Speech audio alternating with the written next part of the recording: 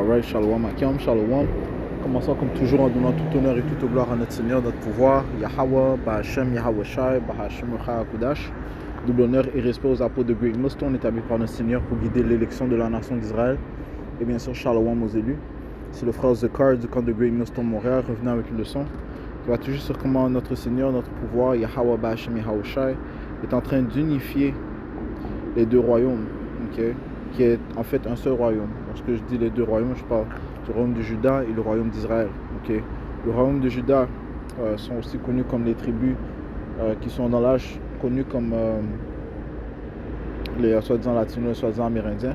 Le royaume de Juda sont connus comme les soi-disant négros, okay, les soi-disant noirs, okay, notamment les soi-disant négros, les soi-disant West Indian et les soi-disant haïtiens. Okay, Juda, Benjamin, Levi constituent le royaume de Juda, okay, respectivement. Et Simeon, Zebulon, Ephraim, Manasseh, Gad, Reuben, Naphtali, Asher, Issachar constituent le royaume du nord, aussi le royaume d'Israël. Okay. Maintenant, le Seigneur est en train d'unifier les deux royaumes. Okay. Il y a une séparation des deux royaumes après le règne de notre roi Salomon. Et maintenant, le Seigneur est en train de l'unifier, okay, dans la terre de notre captivité, okay, qui est en Amérique. Okay, on va commencer là, dans le livre de Jérémie.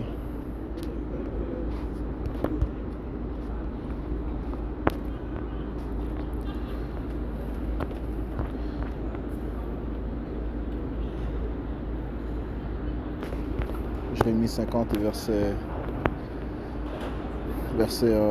33, ainsi dit le Seigneur des armées, les enfants d'Israël et les enfants de Juda ont été ensemble opprimés. Où ça? En Amérique. Okay, la dernière fois qu'on a été ensemble opprimés, mis ensemble en captivité, c'était en Égypte. Okay, lorsque le Seigneur nous a délivrés en utilisant Moïse comme notre médiateur. Okay. Mais maintenant, nous sommes encore unis, okay, parce que toutes les tribus se trouvent en Amérique. Okay. Toutes les tribus, okay, se trouvent en Amérique. C'est pour ça que ça dit les enfants d'Israël et les enfants de Juda ont été ensemble opprimés et tous ceux qui les ont emmenés captifs les retiennent fermes. Qu'est-ce qui nous ont emmenés captifs? Ce sont les Édomites, qui est la vraie nationalité des autres proclamés en blanc. Ils ont non seulement mis les soi-disant noirs en captivité, mais aussi les soi-disant latino-amérindiens ont été mis en captivité. Étant les premiers venus sur cette terre, okay, ils étaient avant les Édomites. Okay, mais les Édomites ont commis un génocide contre eux, ils les ont mis en captivité. Et nous nous trouvons présentement ensemble en captivité, les soi-disant noirs, latinos et amérindiens, captifs en Amérique. Okay. So, je relis verset 33, ainsi dit le Seigneur des armées, Yahweh Bahashem Yahweh Shai, les enfants d'Israël et les enfants de Juda ont été ensemble opprimés, et tous ceux qui les ont emmenés captifs les retiennent fermes, ils ont refusé de les laisser aller. Okay. Verset 34, le Rédempteur est robuste, le Seigneur des armées est son nom. Il plaidera entièrement leur cause afin qu'ils donnent le repos au pays et mettent dans l'inquiétude les habitants de Babylone. Donc avant la délivrance, le Seigneur va unir les deux royaumes. Okay? Right? Et c'est ce que l'on voit présentement dans l'âge où nous sommes. Okay? L'unification de la nation d'Israël, okay? Les soi-disant noirs latino-amérindiens sont des Israélites qui sont en train d'être unifiés. Comment? Par la parole de Yahweh Bahashem Yahweh Shai et non par n'importe quelle autre forme charnelle. La vraie unification des soi-disant noirs, latinos et amérindiens se fera par la parole de Yahweh Bahashem Yahweh Shai. Alright. Je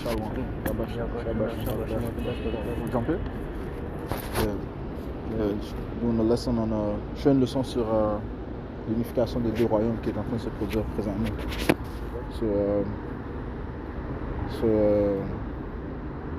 C'est le frère Zebak qui vient d'arriver. Shalom. Alors, sur Ézéchiel 37, ça dit ici, on va commencer dès le début. Okay, ça dit ici, la main du Seigneur fut sur moi et le Seigneur me transporta en esprit et me posa au milieu d'une vallée qui était pleine d'ossements. Okay, cette vallée fait référence à l'Amérique. Okay, une vallée c'est un lieu bas que tu trouves entre on peut dire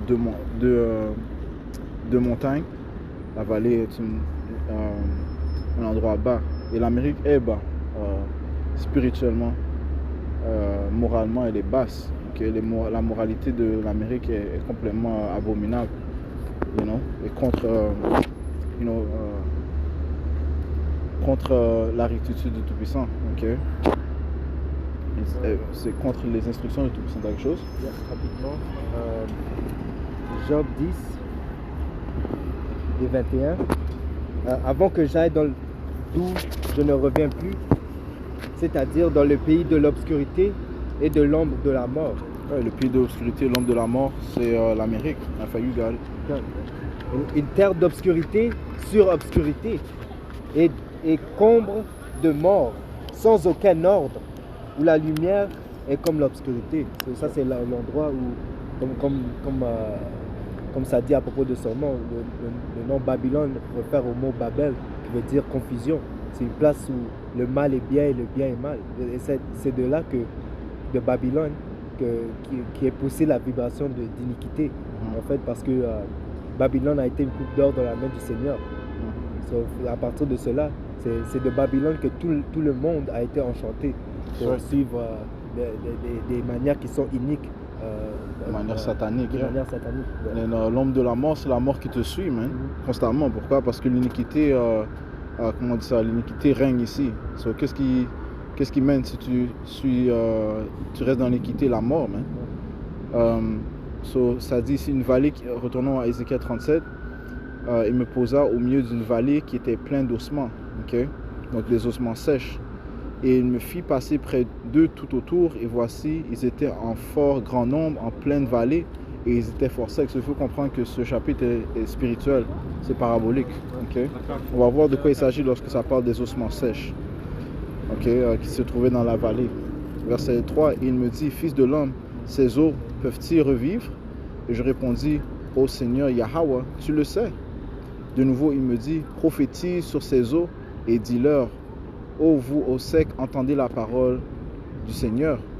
Okay, so il a été commandé de prophétiser. Donc voilà le pouvoir de la parole de Yahweh Hashem Yahushua. C'est par la parole que ces ossements vont pouvoir nous être réanimés. Okay? Ils vont devoir entendre la parole. Okay? Verset 5, ainsi dit le Seigneur Yahweh à ces eaux, voici je vais faire entrer en vous le souffle et vous vivrez. Alright? So, c'est par la parole de Yahweh Hashem Yahushua que l'un sera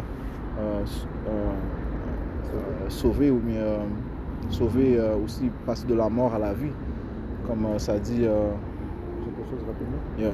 Les Écritures disent comment est-ce qu'ils entendront sans un prédicateur. Donc il faut un prédicateur, un prophète pour déclarer la parole de Yahweh Hashem Yahushua. Et dans ce cas, c'est Ézéchiel, et qui vient dans la position d'Ézéchiel, dans l'âge où nous sommes, les prophètes de Yahweh Hashem Yahushua, commençant par nos apôtres.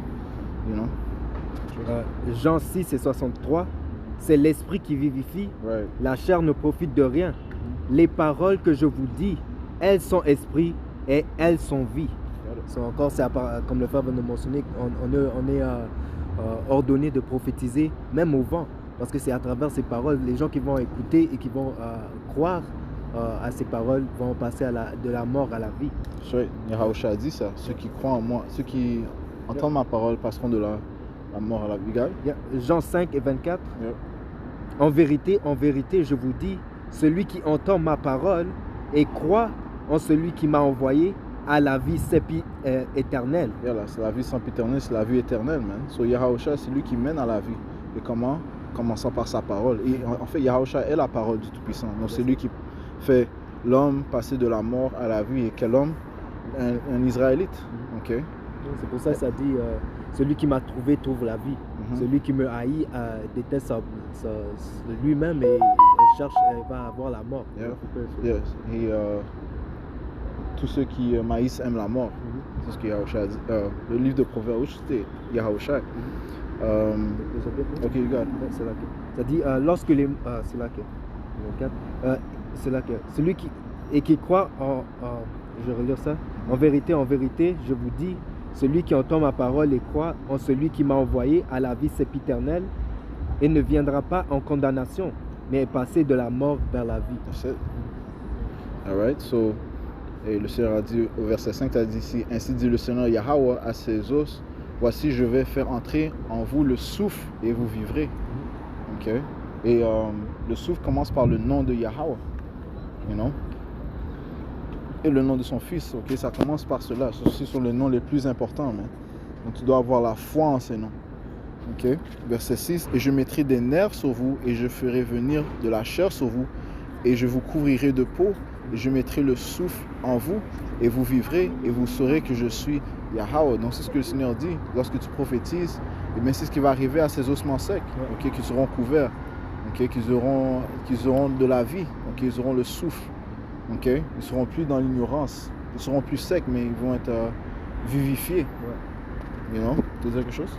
Quand ça parle de la chair et tout ça, comme le frère a mentionné, c'est spirituel.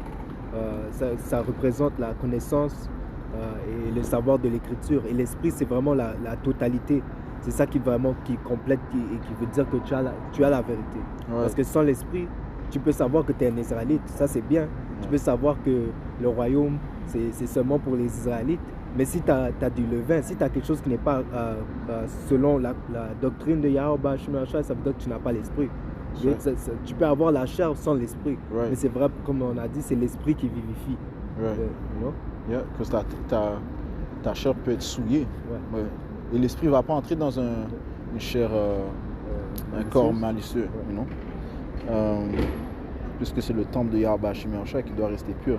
Bon, poursuivons verset 7. Alors je prophétisais selon qu'il m'avait été commandé, et tandis que je prophétisais, il y eut un bruit, et voici un tremblement, et les os s'approchèrent l'os de son os. Et tandis que je contemplais, voici des nerfs et de la chair vinrent sur eux, et la peau les couvrit par-dessus, mais il n'y avait pas de souffle en eux. Donc, ils avaient une couverture, mais ils n'avaient pas l'entièreté de la vérité. Okay? En d'autres mots, ils n'avaient pas la foi en Yahweh Yahushua. Ils savaient qu'ils étaient israélites, ils avaient une certaine couverture. Mais sans le souffle, tu ne peux pas avoir le salut. Amos? Juste pour aussi ajouter un side note, vous avez vu quand Ézéchiel a dit en plus j'ai prophétisé et il y eut un tremblement. C'est après qu'il a prophétisé. Ça signifie l'importance d'être dans les highways and byways, d'être dans les rues en train de pousser ce message. C'est par ce message que les choses bougent, que Yahweh fait son travail. Tout d'abord, on doit déclarer ce qu'il va faire. Il a dit ses secrets aux prophètes, les prophètes les déclarent au monde, et ensuite les choses vont arriver. Là, ça te dit cet évangile du royaume sera prêché dans tout le monde et alors viendra la fin. Et un signe de la fin, c'est l'unification des 12 tribus, des soi-disant noirs, latinos et amérindiens qui s'unissent. Et ça, c'est quelque chose que l'on a dans notre vie, on n'a jamais vu. Okay? Une vraie unification basée sur un mouvement à droit et sincère. Et ça, c'est une chose que nos ennemis ont toujours voulu arrêter, Ils ont toujours voulu créer une division entre les soi-disant noirs, les soi-disant latinos, les soi-disant amérindiens qui sont israélites. Okay? Pour ça a créé un tremblement. Ça fait partie du tremblement. Et ça apporte de la crainte à nos ennemis. Quelque chose? Rapidement. Apocalypse 11 et je vais commencer à 8. Et leurs corps morts seront étendus dans la rue de la grande ville. Donc ça, c'est le précepte parfait qu'il y a à ce chapitre. Ce qui prouve qu'on doit lire ça précepte sur précepte. Les corps morts par des corps morts des Israélites, qui étaient morts spirituellement, ne connaissant pas leur nationalité, ne connaissant pas leur Dieu, leur nationalité, leur héritage, leur vrai nom, ainsi de suite, leurs lois, leurs coutumes, et la grande ville fait référence à l'Amérique, et c'est là où les deux royaumes ont été mis ensemble captifs, comme on a lu dans Jérémie 50 et 30. La grande ville qui spirituellement est appelée Sodome et Égypte. Elle est spirituellement appelée Sodome et Égypte. Où aussi notre Seigneur a été crucifié. C'est là qu'ils ont assassiné l'image du Seigneur. Son caractère, ils ont assassiné son caractère. Ils ont changé son image. Ils ont poussé cette fausse image du Seigneur comme un soi-disant homme blanc. Ce qui a créé une grande division entre les Israélites et une grande confusion pour les Israélites.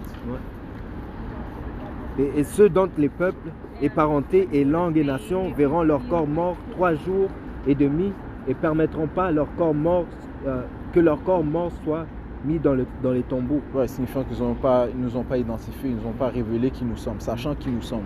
Ils n'ont pas dit que les soi-disant noirs, vous êtes des Israélites, les soi-disant latinos, vous êtes des Israélites, les soi-disant amérindiens, vous êtes des Israélites. Ok? Parlant de ces autres nations, man. Ok? Parce que c'est pas pour leur bénéfice. Continue. Et ceux qui demeurent sur la terre se réjouiront à leur sujet et se divertiront et s'enverront des cadeaux les uns les autres, parce que ces deux prophètes tourmentèrent ceux qui demeuraient sur la terre. That's right, man. So, ils se sont réjouis de notre abaissement. Pourquoi? À cause du tourment que on les a apportés lorsqu'on était unis, man. Ok? Surtout sous le règne de David et sous le règne de Salomon. Les nations étaient complètement assujetties au règne à Israël en dessous de Salomon, à travers les guerres que David a menées. La terre était en repos.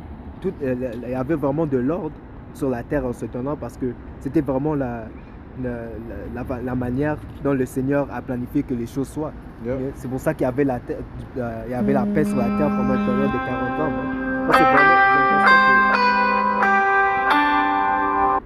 Je ne pense pas que la terre a jamais vraiment eu une période de paix en dehors de cela. Parce que ça, c'est à part durant le jardin d'Éden, sûrement. Mais à part cela, ça c'est vraiment la manière dont le Seigneur a voulu que les choses se passent, que Israël soit en top et les autres nations soient assujetties à Israël.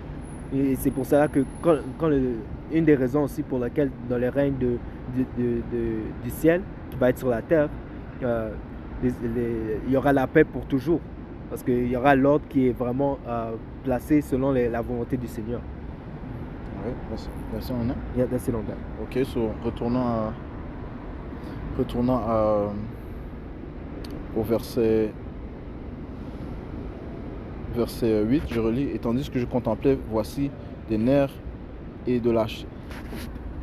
Yeah. Ok, Shalom. C'est un peu comment ça sert. Continuons, ça dit ici. Verset 8. Et tandis que je contemplais, voici des nerfs et de la chair vinrent sur eux. Ok. C'est vrai? Et la peau les couvrit par-dessus, mais il n'y avait pas de souffle en eux. Encore une fois, ils n'avaient pas l'entièreté de la vérité. Alors il me dit, prophétise au vent, prophétise, fils de l'homme. Encore une fois, il a été commandé de prophétiser, déclarer.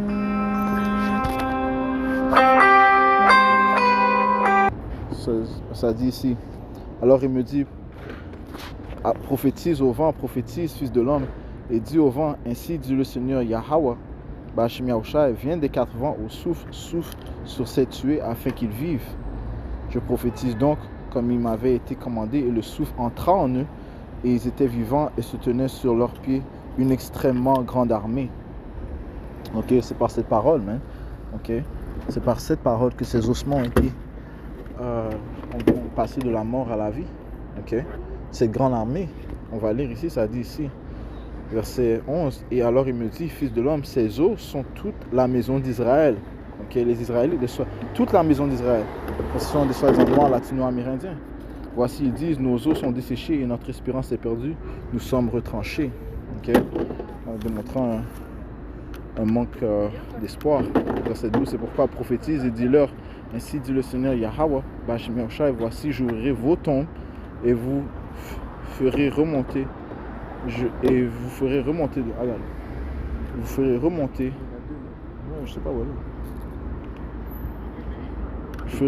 de vos tombes, ô mon peuple, et je vous amènerai dans le pays d'Israël.